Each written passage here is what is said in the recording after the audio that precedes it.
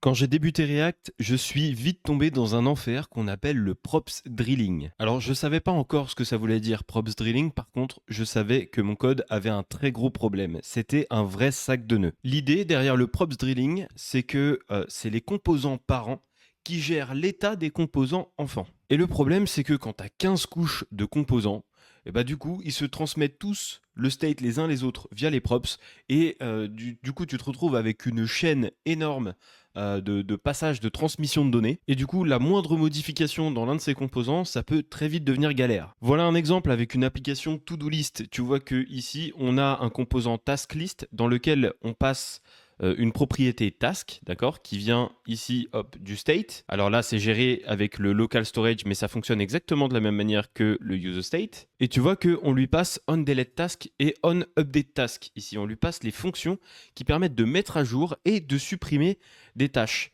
Donc pourquoi on lui passe ces fonctions-là? Pourquoi on lui passe ces props? Tout simplement parce que TaskList dispose d'un composant enfant qui a besoin de ces fonctionnalités. Ce composant task, donc qui représente chaque tâche de la liste, eh ben, il a besoin du delete et de l'update, puisque c'est dans ce composant qu'on a les boutons qui permettent d'effectuer ces actions. Donc là, tu vois que c'est quand même relativement simple. On ne traverse que une couche intermédiaire de composants, c'est-à-dire le composant TaskList.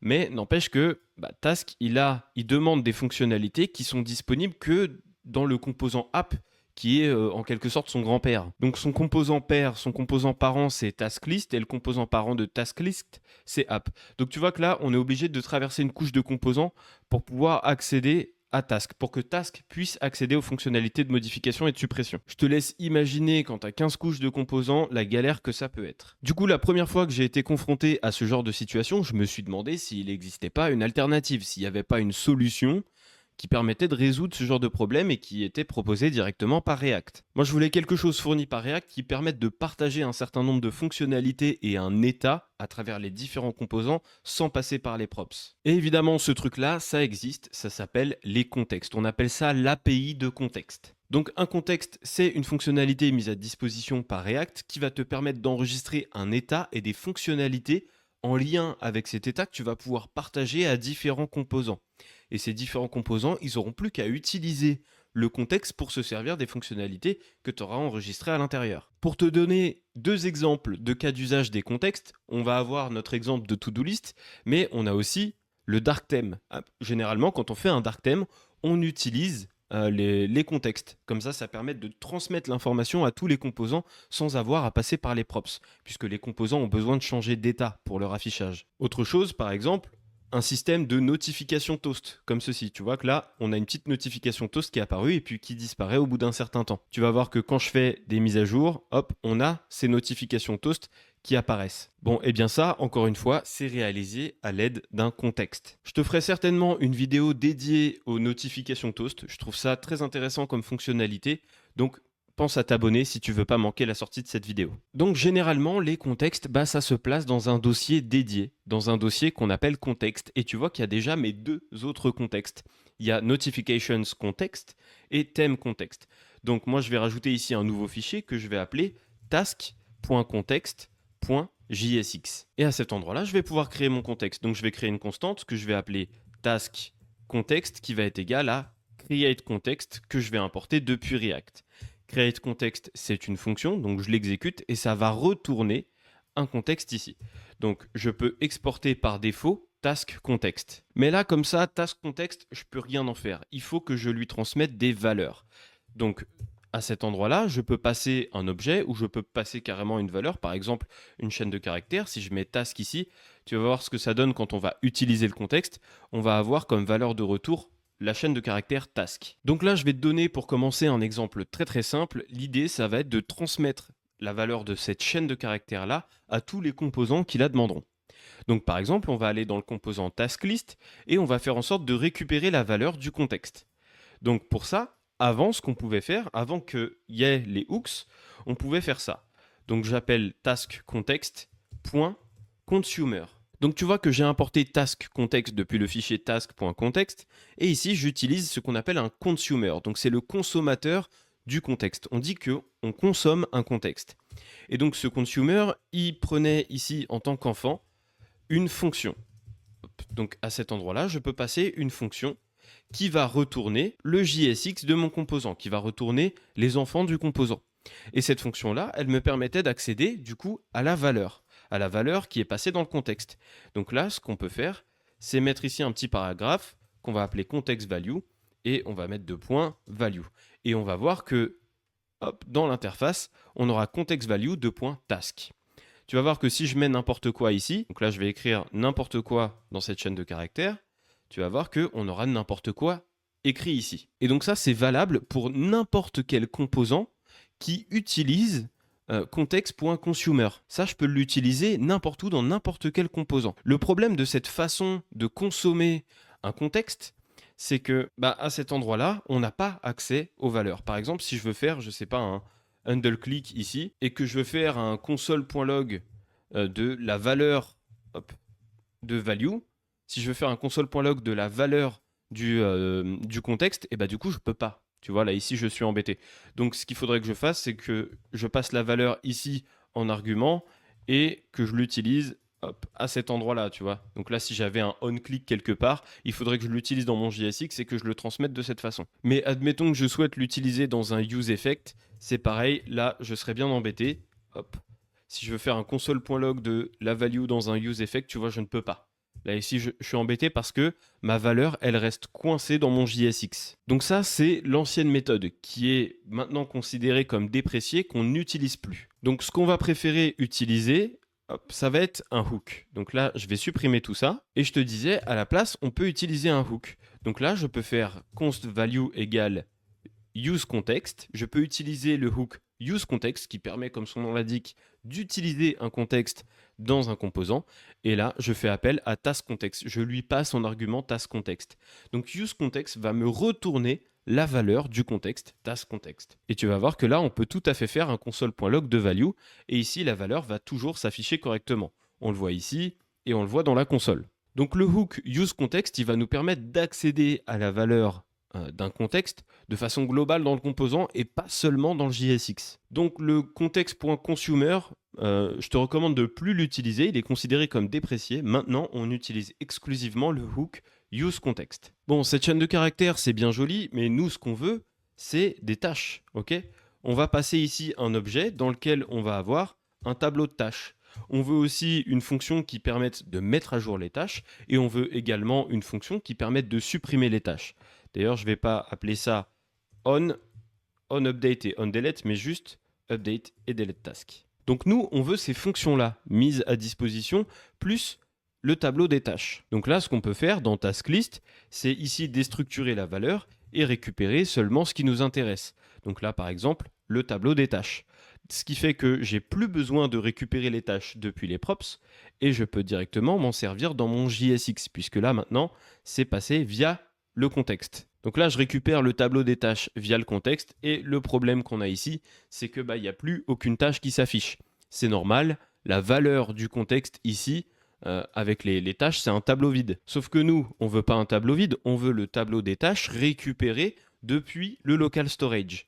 Donc pour ça, il faut faire en sorte que le composant app arrive à transmettre cette information-là, cette valeur à jour de tâches au contexte. Donc pour ça, on peut utiliser ce qu'on appelle un fournisseur. Donc on va utiliser taskContext.provider. Et à ce provider, je lui passe en tant qu'enfant les composants enfants. Donc tous les composants qui sont contenus dans le provider vont pouvoir bénéficier des valeurs à jour du contexte. Et donc là, je peux lui transmettre une valeur. Le composant context provider nous met à disposition une propriété value dans laquelle je peux passer les valeurs que je veux. Donc là, je vais pouvoir lui passer le tableau des tâches. Et à ce moment-là, tu vois que ça fonctionne. On a bien notre tâche qui apparaît. D'ailleurs, je peux retirer ici la propriété task qui était passée à task list pour bien te montrer que task list utilise les tâches du contexte et non plus des props. Donc c'est bien ici les tâches du contexte qui sont passées au contexte qu'on récupère. Donc en fait, le composant app, c'est le composant parent, c'est lui qui va gérer le state. Il va transmettre l'information au contexte provider, au contexte via le provider. Le contexte, lui, va servir à stocker l'information et à transmettre cette information à tous les composants enfants qui voudront en bénéficier grâce au hook useContext. On aimerait aussi faire en sorte qu'on n'ait plus le onUpdateTask et le onDeleteTask. Ici, on n'en veut plus directement dans TaskList, là en propriété de TaskList qu'on n'en veut plus. Pareil, on ne veut plus avoir à passer ces informations-là à cet endroit-là. On ne veut plus avoir à passer les props onUpdate, onDelete juste ici dans le composant task. Donc tout ça, c'est pareil, on vire. Moi, ce que j'aimerais faire, c'est utiliser directement ces fonctions-là grâce à useContext. Donc on va appeler useContext, on va chercher taskContext et on va récupérer ici les fonctions qu'on a mis en valeur. Donc, hop, à cet endroit-là, je vais déstructurer et je vais appeler updateTask et deleteTask. Et donc, deleteTask ici va prendre l'ID de la tâche et updateTask qui est juste là, hop, pareil, il va prendre l'ID puis la valeur à mettre à jour. Donc là, normalement, on est bon dans l'utilisation. Seulement, notre taskContext en valeur par défaut ici de update et deleteTask, c'est une fonction qui fait rien du tout. Donc ça veut dire que app doit mettre à disposition du contexte les bonnes fonctions. Donc à cet endroit-là, on va dire que updateTask, c'est handle updateTask et deleteTask, ça correspond à handle deleteTask. Et en principe, là, ça devrait fonctionner. Si j'ajoute une tâche et que je choisis de la mettre à jour, normalement, ça a fonctionné. On a bien eu le message. Si je rafraîchis, c'est enregistré dans le local storage. Donc on voit bien que c'est toujours enregistré. Si je supprime, la fonction de suppression fonctionne également. Donc task, il est composant enfant de app. Ça veut dire qu'il a effectivement accès aux bonnes valeurs de update et delete task. Task list, il est aussi composant enfant de app. Il a donc accès à la dernière valeur à jour de task. Il faut que tu saches qu'à chaque fois qu'il y a un contexte qui est utilisé et que le composant parent du contexte est mis à jour, eh bien dans ce cas-là, tous les composants enfants vont se re-rendre. Là, tu vois que le provider, il est dans app. Donc si le state de app change, eh bien dans ce cas-là, le provider, lui, va se mettre à jour, il va se re-rendre et il va re-rendre avec lui ses composants enfants. Ça, c'est important à savoir. Donc s'il y a des re-rendus que tu veux pas faire, etc., je t'invite à aller voir les vidéos qui parlent de React Memo, Use Memo et Use Callback. Allez, maintenant, je vais te parler de bonne pratique. La bonne pratique veut qu'on vide un maximum les composants. On veut des composants qui soient les plus légers et les plus simples possibles. Du coup, ce qu'on va faire, c'est qu'on va déplacer la logique du provider dans un composant dédié. Donc très souvent, tu vas voir ça, on va ajouter ici, hop, le provider. On va avoir task context provider. On va avoir un composant qu'on va appeler task context provider qui va prendre en argument des props. Et dans ces props, on va avoir children. Et donc là, on va retourner à cet endroit-là, task context.provider. On va lui passer une valeur, hop, et ici, on va lui passer children. Et toute la logique de la gestion d'état liée à nos tâches, on va mettre ça là-dedans, dans ce composant-là. Comme ça, c'est plus app qui va gérer les tâches, mais c'est task context. C'est task context provider. Donc ce que je vais faire, c'est que je vais couper à cet endroit-là et je vais coller ma gestion des tâches ici. Donc là, je vais appeler mon hook useLocalStorage, qui, je te rappelle, c'est l'équivalent d'un useState. C'est un custom hook qui est l'équivalent d'un useState, mais avec l'enregistrement dans le local storage. Et là, nos handle delete et handle update task, c'est pareil. Hop, on va couper ça et on va venir les placer dans le composant, dans le composant provider. Donc là, cette fonction, je ne vais plus l'appeler delete task, enfin handle delete task, mais juste delete task. Pareil pour le update, je vais l'appeler update task. Voilà. Et on va pouvoir passer ces deux fonctions-là en valeur du composant ici, en valeur du provider. Donc je passe les fonctions et le tableau des tâches qu'on récupère depuis le local storage. Ensuite, tu vois qu'on a du rouge là sur les push qui sont là. Alors les push, c'est pour déclencher l'affichage des notifications. Donc ce qu'on peut faire, comme notre task context provider qui est là, c'est un composant, eh bien je peux utiliser des hooks comme je veux dedans. On a utilisé useLocalStorage, qui est un custom hook, mais je peux aussi utiliser les hooks de React. Donc ce que je vais faire, c'est que je vais faire à cet endroit-là, useContext, et je vais utiliser mon contexte de notification. Et comme ça, j'utilise les fonctionnalités de mes notifications. Je les rapatrie ici. Maintenant, le task context provider, il faut l'exporter. Donc, export task context provider. Donc maintenant, dans le composant app, j'ai plus besoin de faire appel directement à taskContext.provider. Je peux directement importer mon composant que j'ai appelé task context provider. Et je peux remplacer tout ça avec ce composant-là. On a encore un problème maintenant, c'est pour la création des tâches. Tu vois que le handle create new task, il avait besoin, lui, du tableau des tâches pour pouvoir générer un ID et aussi pour pouvoir mettre à jour ce tableau. Donc du coup, on va aussi gérer la fonction de création dans le contexte. Donc je vais récupérer cette fonction de création, je vais la mettre directement à cet endroit-là dans le contexte. Je vais l'appeler create task tout simplement. Je vais la passer en valeur du contexte juste ici. Une fois que ça c'est fait, je peux revenir dans mon composant app.jsx et supprimer tout ce dont je n'ai pas besoin. Hop, donc là les notifications, j'en ai plus besoin. Et il va falloir faire quelques mises à jour au niveau de nos composants enfants. Donc là, TaskList, il n'a plus besoin de onDeleteTask et de onUpdateTask. On n'a plus besoin de lui passer dans les props. Donc ça, on peut virer. C'est géré par le contexte et le composant task fait directement appel au contexte pour pouvoir accéder à ces fonctionnalités. Donc on n'a plus besoin de passer ces fonctionnalités-là dans les props des composants. Pareil pour le create task form. Ça, on n'a plus besoin d'avoir le onSubmit juste ici.